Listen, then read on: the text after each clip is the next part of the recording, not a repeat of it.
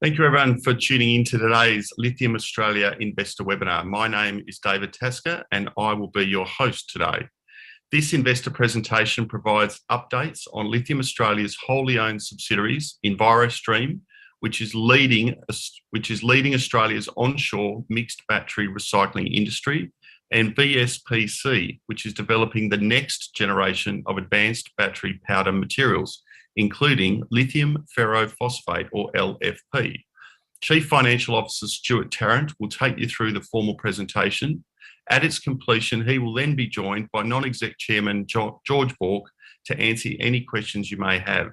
Remember, if you do have questions, please submit these using the Q&A button at the bottom of the screen, and I will put them to Stuart and, if appropriate, George at that time. If we are unable to get to your question, we will endeavour to come back to you directly with an answer after the event. Stuart, over to you. Thanks, David, and welcome everyone. Really excited to take you through our new deck. Hopefully you enjoy it. We've got a couple of really good opportunities and then clearly a portfolio below that, which would also summarise. So next slide, please. Just to note that there is a disclaimer for the presentation pack, so everything within it is subject to that disclaimer. So what do we have within the group? There's two really strong opportunities for Lithium Australia. One is our Envirostream business, which is wholly owned, and it's been recycling batteries since 2017 and at the moment leads Australia's battery recycling industry. The growth fundamentals are very, very strong. We see a large increase in the battery volumes coming over the next decade. And we've already got our licenses. So with Envirostream, it's very much just a case of solidifying our position, growing nationally and then internationally. Then we've got our cathode powder business, so VSPC, again, wholly owned. We've been operating in very small particles for a long time, over 20 years, and the last 10 years or so have been focusing on cathode powders. So we're not new to this. Again, fundamentals are very, very strong. Huge demand in lithium-ion batteries into the future. We're in the process of the DFS and we're looking to commercialise over the next few years. Next slide, please. Bit of a corporate snapshot for Lithium Australia. You can see there that the stock price has come off at the back end of last tax year, very similar to a lot of the other players in the market. We have seen a 40+% rebound from the end of the tax year, which is very positive, and we look to grow on that. Next slide, please. From my perspective as an exec, I've been with the company for 12 months now. I look to the board for balance. I mean, the balance and support, and what I think with George, Christy and Phil is they bring a balance of development experience, operational experience and broader governance. George has been with us for 7 years. He's on the call today, which is good. And Phil and Christy are relatively new entrants. Christy's been with us just over 18 months and Phil just over a year. You may have seen the retirement of Adrian Griffin quite recently. There is a process already for a chief executive officer to come into the organisation. We're really pleased that Adrian is sticking around with us as a technical advisor, but we want to bring in someone that can lead the company into the future. Next slide, please. So I'm the outlier in the group of Andrews, so I didn't quite fit the bill, but from my perspective, I've been working in companies experiencing growth over a period of time, which requires funding and requires quite a lot of change in processes and the like. Andrew McKenzie heads up our Envirostream business. He actually started the business off, and it was him that we acquired the business off of over the last few years. Andrew Skowski heads up our VSPC business. He's worked in the company for some 5 or 6 years now, working across a number of technologies, and is looking to develop and commercialise the lithium ferrophosphate cathode powered business.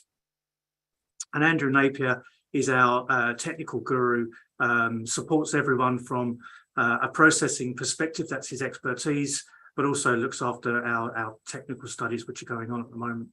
Next slide, please. Okay, Envirostream. So I'll take you through a few slides here. What you can see on the screen is our Laverton operation. That's a sorting line.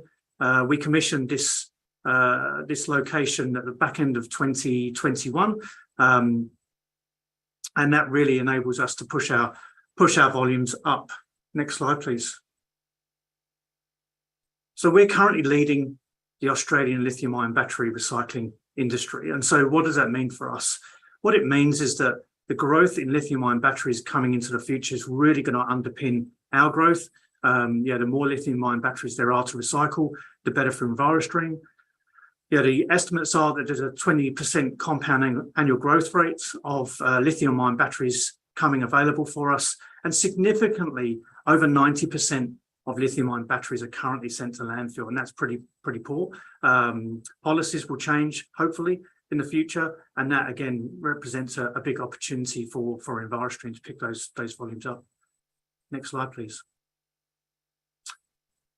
So we can't get there without some partnerships, and one of them is B-Cycle. B-Cycle's the government accredited battery recycling scheme.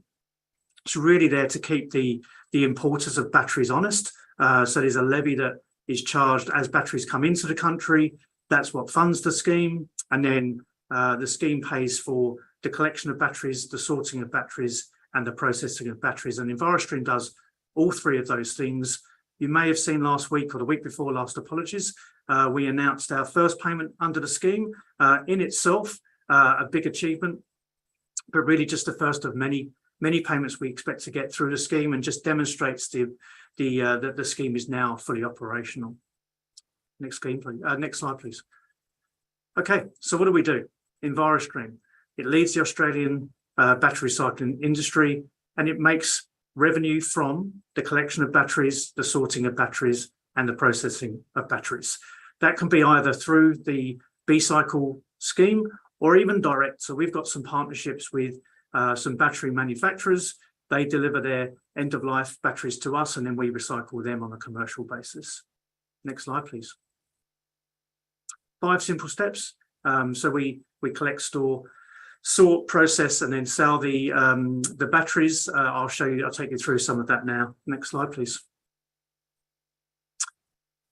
Okay, fire risk. That's really the big inhibitor to someone coming into the industry. If you don't get on top of fire risk, and lithium-ion batteries have a lot of energy in them, their thermal runaway potential is very, very high, and fires can be quite common if they're not treated in the right way. So we've come up with a series of collection bags and bins to collect batteries and transport them around the country. And that really just underpins our sustainable thematics, but also enables us to get significant partners who trust in us to deal with their sustainable aims in a way that won't damage their reputation. Next slide, please. And you can see some of the names on this slide. So when you've got Bunnings and Officeworks, we clearly know what we're doing. We've worked with these groups for quite a long time now. And what these companies do is they collect these the end-of-life batteries at their stores. Enables individuals like you and I to go down to your local Bunnings, drop your batteries in. There's a little bit of smarts in the boxes that we have with them, where once it gets to a certain weight, there's a sensor that goes off. It informs us that the bin is ready to be picked up, and then we arrange the logistics. So really pleased with where we are. We need to work on more partners. The partners we have will also increase their batteries. On the right-hand side, you've got the electric vehicle manufacturers and also the energy storage systems. So these are the big batteries that go on the side of houses or commercial buildings. Working with those organisations, clearly that's where the large majority of volume will come from in the future. And we want to make sure we can test those products. And we're in this trial period with a number of them at the moment. Next slide, please. Similar to the collection, storage of batteries is very, very important and really underpins our EPA license. We've got a 99-year license at Berwick Road. You can see in that bottom image the storage units we have, and we've built these in collaboration with the fire department. Very much an innovative solution, and we need to make sure we do that so that if there is an issue with the battery, that we can control it in a very, very good way. Next slide, please. So what do? We've collected the battery, we've stored the battery, and now we need to sort the battery. So we have a sorting line, which we saw earlier on. What people don't realize is that a lot of the batteries look very similar when they come to us.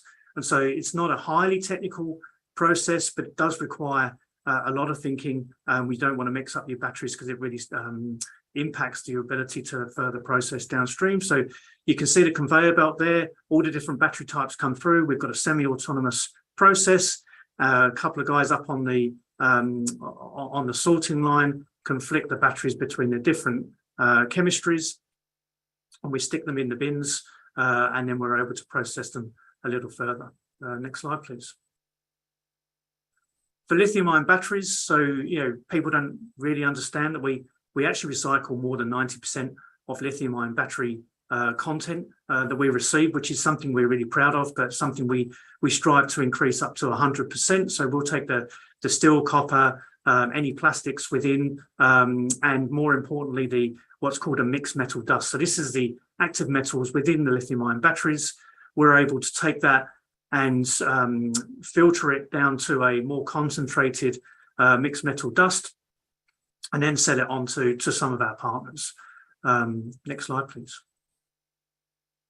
And so you can see on the screen there the mixed metal dust in the grey bag. Apologies, it's not a great resolution between the grey and the grey. But the reason this is so significant for us is it is a diversified revenue line.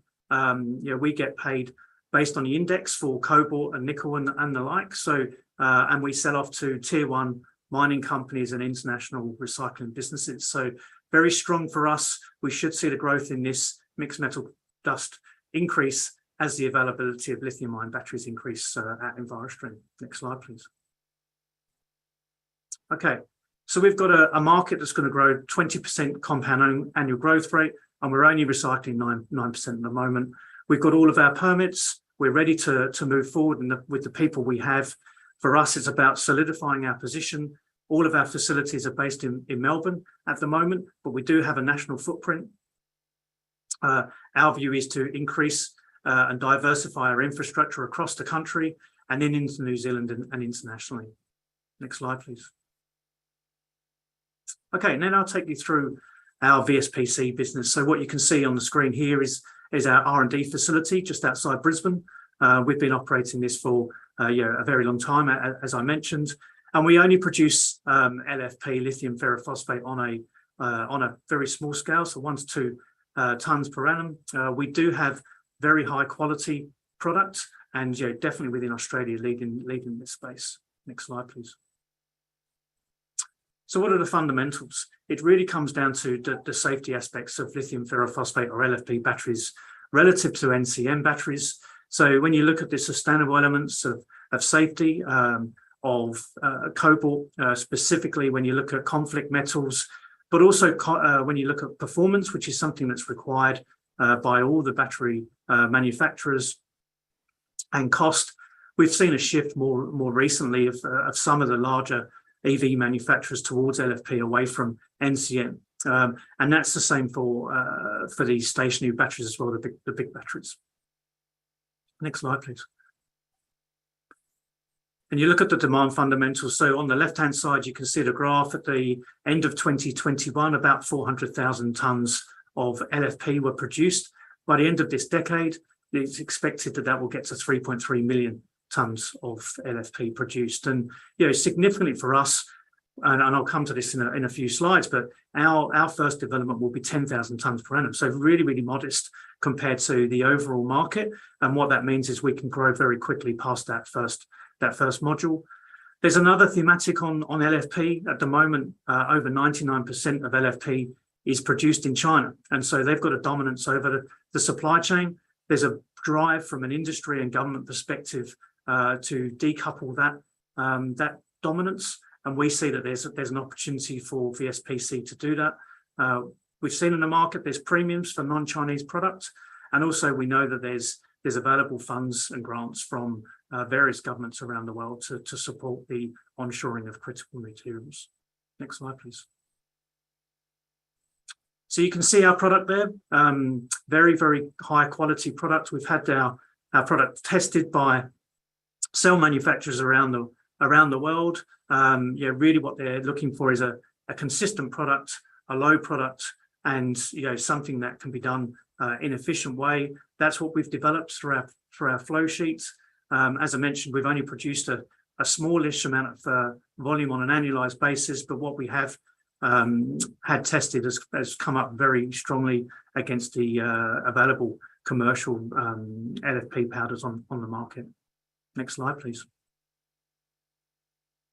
Okay, so a little bit about history. As I mentioned, we've been going at this a long time. We've got a high quality R&D facility. This isn't just a load of benches with some beakers on the side. This is something much more substantial. We've got a high quality laboratory over in Brisbane as well, and a team that's been really doing this for quite some time. So over 10 years of LFP production. Next slide, please. And where are we in terms of our technical development? Our PFS was released in April 2021. So we put our results out to the market. Very strong economics, so robust financials with a 33% IRR and quite healthy free cash flows. We're in the process of our DFS. We've got Lycopodium, who are well considered in the market to assist us and lead the DFS process.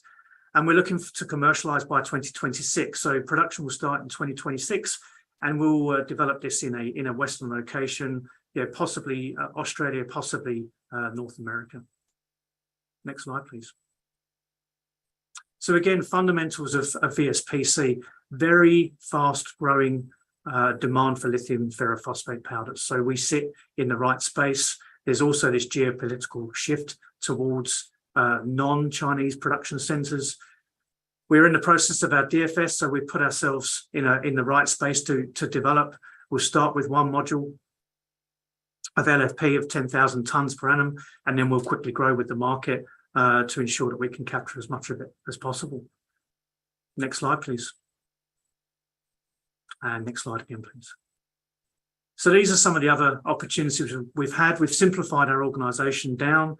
The first two on the first two columns, Lena and silage, very much focused on the improvement of the recovery of lithium from resources. Silage focuses on lithium micas. Lena focuses on spodumene. And for the Lena projects, you may have seen that we've got a pilot plant that is being commissioned at the moment at Ansto, one of our partners. They're in the process of going through that rollout and ramp up, and we expect to have that closed out this calendar year. Just maybe something to note as well is we do have IP protection across all of our technologies where there's something unique, and that definitely is the case for silage and Lena, but also covers the cathode powder business as well. It's very, very strong aspect of what we do. We like to protect something for the future. We have spun out our exploration tenements, and so on the right-hand side there, you can see the likes of Charger, Galan, and Black Earth Minerals. So we do hold positions in those companies. We've still got joint venture positions in Charger and in Galan, so 30% in Charger, 20% in Galan, and we're a significant holder of Charger Metals as well. Next slide, please. Next slide, sorry. Okay, so just to summarise, you've got Envirostream. It is leading Australia's recycling business, or recycling industry, sorry. Very strong fundamentals in terms of growth. We've invested very heavily in the last few years, during COVID actually, to make sure we're ready for when the Battery Stewardship Scheme, or B-Cycle, went live. The fundamentals are there for us to grow with the market and hopefully outgrow the market, so we can get infrastructure around Australia, increase our volumes, and then push out internationally. For our cathode powder business, we really are leading the next generation of cathode powders. We're in the process of our DFS, very high technical knowledge within the organisation, which has been gained over the last 20 years, and for us, development in 2026. Somewhere in the Western world, and then growing with the market as the potential increases. Next slide, please. So we really have, just in summary, some amazing opportunities for us to pursue. We've got the right team to deliver it, we're all really ready to go. And the market is really there to underpin our growth. So the demand fundamentals we don't need to get involved in, but we do need to focus on ourselves to make sure this moves forward. Thanks for listening. Thanks, Stuart. A great presentation. A couple of questions have come through in regards to Envirostream initially. What capacity what capacity is there to expand the facilities, or what capacity is there within the facilities as the battery recycling industry grows? Is there much latent capacity in there? There is some, David, so it's a really good question. We've been limited to 500 tonnes per annum because that was our EPA licence. And so once we achieved that last year, we're now unlimited to a large degree in terms of licensing.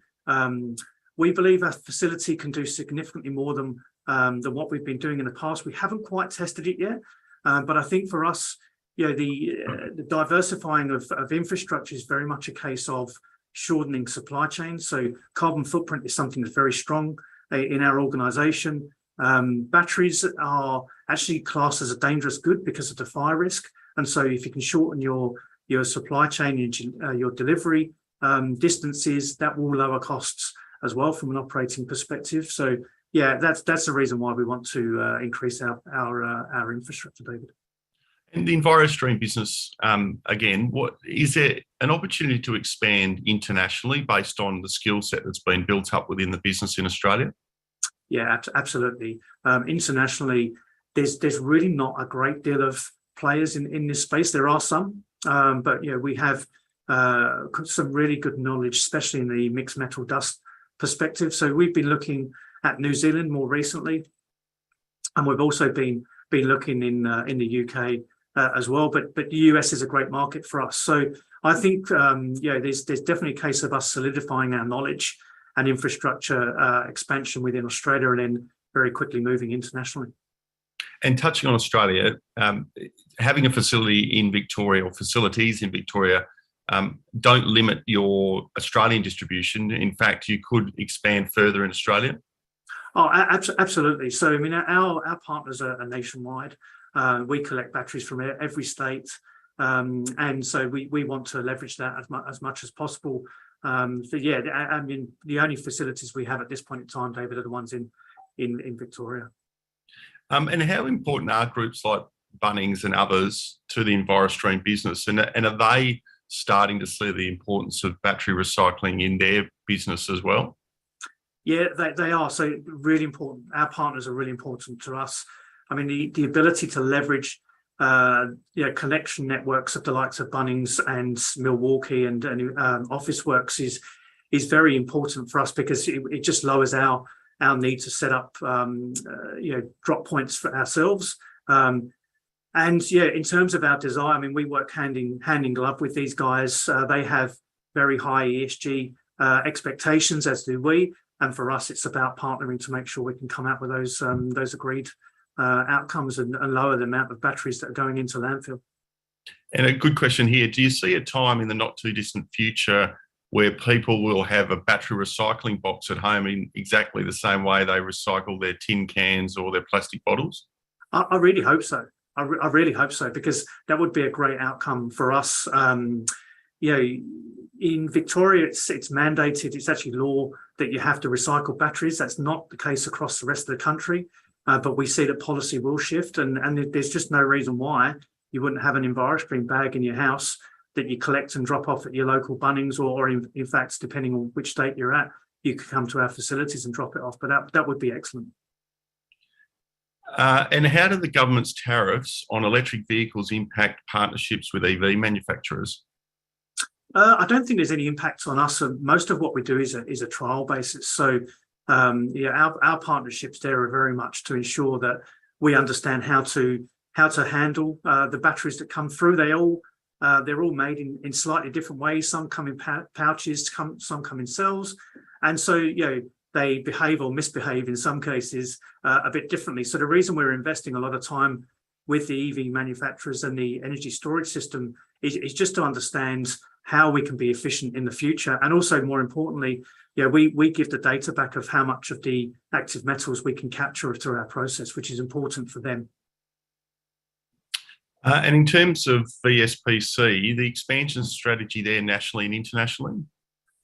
Yeah, so we've got 1 to 2 tonnes per annum of production out of our R&D facility. So we're really very modest at this point in time. We do need to develop our 10,000 tonne per annum plant, which, as I said, will be either Australia or North America, or maybe a different Western jurisdiction, but probably one of those two. In terms of the interim, we will need to put a slightly larger facility somewhere, most likely in Australia, and that enables us to get our product qualified and then enables offtake to be developed. And a question here in regards to NiCad batteries, is there a market for those? There is, absolutely. So was this from an Envirostream perspective? Yeah, sorry, yes, it was, yeah. Yeah, so again, we take any type of batteries, no matter what it is. We don't recycle lead acid batteries, so we do collect them and then we provide them to our partners who are based in New South Wales. But any other battery types we will take and then process them further. And there's a question here in regards to sort of the next 6 to 12 months. What are some of the highlights investors should be looking at? Yeah, for us, I think the definitive feasibility study for VSPC should be coming to not completion. We expect that to be finished in Q1 2023, but we should be getting through the majority of the engineering over the next 6 months, so that's very positive. From Envirostream's perspective, we expect to see the volumes increase and more cash come through the stewardship scheme, as you've seen before. And part of our role is to try and get more household names as our partners, and so we should be releasing to the market those partnerships being signed up as well. And ESG, particularly for Envirostream, is a key component, not just for yourselves, but also the sellers of batteries and the manufacturers of batteries. The stewardship scheme is important. Do you see manufacturers coming direct to Envirostream to ensure that the recycling is done to those ESG standards and not cutting out the middleman, but making sure the ESG benefit is captured at the battery producer's end as well? Yeah, absolutely, and this is part of the partnerships that we have at the moment. I mean, Andrew McKenzie, that heads up Envirostream, quite often has guests there from our partners to show them what we do. In fact, I think some of our partners are going down over the next couple of weeks just to have a look, because again, it's not just about doing something; it's doing it the right way. And as I mentioned with the EV manufacturers, we definitely want to ensure that we can provide them with the data around how much of their batteries are recyclable in the form of mixed metal dust. Very important for them. Circularity is coming, and there's legislation in Europe that really seeks to track where all of these metals are in the supply chain when a battery is made, and we see that there'll be some kind of minimum requirement for recycled materials in that battery. So again, we'll only see the benefit of that ourselves because we're in this industry. Now, we do have time for a few more questions, but one of the sort of themes, I suppose, is lifting capacity at Envirostream level to capture an increase in recycling demand. Is there capacity to do that easily, or is there impediments? Is it something that can ramp up quickly and then bolt on should that demand lift as expected quite quickly? I think it's something that can happen relatively quickly. So, in terms of the infrastructure for Envirostream, this isn't, a great big processing plant as you'd see in the mining industry. Really all you need is a warehouse in an industrial area. We've just seen those sorting lines. They're relatively small in terms of how big the things are to build. So I think we could probably ramp up relatively quickly. It's really what we're doing at the moment is just assessing where the volumes of batteries are coming from, and then we'll move very quickly into that state to capture those volumes and stop them being transported around the country. Stuart, a great presentation. We've come to the end of our questions. If any more do come through over the next few minutes, I'll make sure they're sent through to you so they can be answered offline. Thanks for a great presentation. Lithium Australia are clearly focused on two exciting parts of its business, but with other elements within it adding immense value. A great foundation built and a strong future ahead. Thanks for your time, Stuart, and everyone have a great day. Always. Thanks very much for listening. See ya.